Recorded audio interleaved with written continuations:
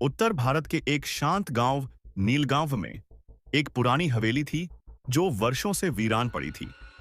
लोग कहते थे कि उस हवेली में कभी एक अमीर जमींदार रहता था जिसकी इकलौती बेटी सानवी 7 साल की उम्र में रहस्यमय तरीके से मर गई थी। उसकी मौत के बाद जमींदार ने खुद को कमरे में बंद कर लिया और कुछ ही महीनों में पागल हो गया। लेकिन इस कहानी का सबसे डरावना हिस्सा वह गुड़िया थी जिसे सानवी सबसे ज्यादा प्यार करती थी। वो गुड़िया उसकी मौत के बाद भी हवेली में रखी रही, लाल फ्रॉक पहने, हाथ में एक पुराना खिलौना पकड़े, बड़ी बड़ी कांच जैसी आंखों वाली। गांव वाले कहते थे रात में हवेली से बच्चे के हंसने की आवाजें आती हैं और कभी कभी पैरों की आहट भी। वर्षों बाद शहर से एक परिवार, आकाश, उसकी पत्नी नीरा और 10 साल की बेटी रिया उस हवेली में रहने आए। आकाश एक लेखक था और शांत माहौल में अपनी नई किताब लिखना चाहता था। गांव वालों ने उन्हें बहुत समझाया, साहब वो हवेली ठीक नहीं है, वहां कुछ है जो इंसानों को पसंद नहीं करता।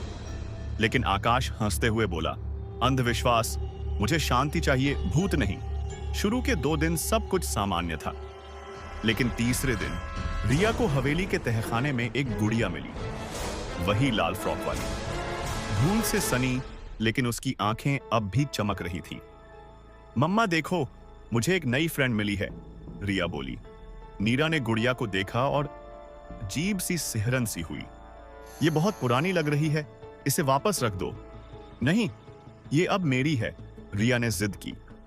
गुड़िया अब रिया के साथ हर जगह रहती थी, सोने में, खेलने में, यहां तक कि खाने की टेबल पर भी। उसी रात नीरा को आधी रात के समय किसी के चलने की आवाज आई। उसने सोचा कि रिया है, लेकिन जब कमरे में देखा, रिया तो अपने बिस्तर पर थी और गुड़िया उसके पास नहीं थी। आवाजें नीचे से आ रही थीं, लकड़ी की जमीन पर किसी के नंगे पांवों की धीमी पर खुरदुरी चाल। नीरा ने साहस जुटाया और धीरे धीरे नीचे उतरी। सीढ़ियों के पास उसकी नजर पड़ी। गुड़िया सीढ़ियों पर बैठी थी, उसकी आंखें नीरा को घूर रही थीं। ये कैसे यहां आई? उसने गुड़िया को उठाया और कमरे में वापस ले गई। लेकिन जब सुबह हुई, गुड़िया फिर से तहखाने के दरवाजे पर बैठी थी। आकाश ने यह सब बकवास माना, लेकिन अब रिया अजीब बर्ताव करने लगी थी। वह खुद से बातें करती, देर रात तक जागती और कभी कभी डरावनी आवाज में गुनगुनाने लगती। नीरा ने एक रात उसे कहते सुना, सानवी कहती है कि मम्मा को जाना होगा ताकि वो वापस आ सके। नीरा ने डरते हुए पूछा, सानवी कौन है रिया? रिया मुस्कुराई, जो मेरे अंदर है और अब तुम्हारे अंदर भी आना चाहती है। नीरा अब परेशान हो चुकी थी। उसने गांव के बुजुर्ग पंडित राधे श्याम को बुलाया। उन्होंने हवेली में आकर चारों ओर देखा और फिर एक शब्द कहा, बाधा है यहां, आत्मा है जो बंद नहीं हो सकी। उन्होंने बताया कि जमींदार की बेटी सानवी की मौत एक हादसा नहीं थी, बल्कि एक बलिदान था। उस जमींदार ने किसी तांत्रिक से अमरता का वर मांगा था और बदले में उसे सबसे प्रिय वस्तु अपनी बेटी की आत्मा देनी पड़ी। गुड़िया उसी आत्मा का पिंजरा थी।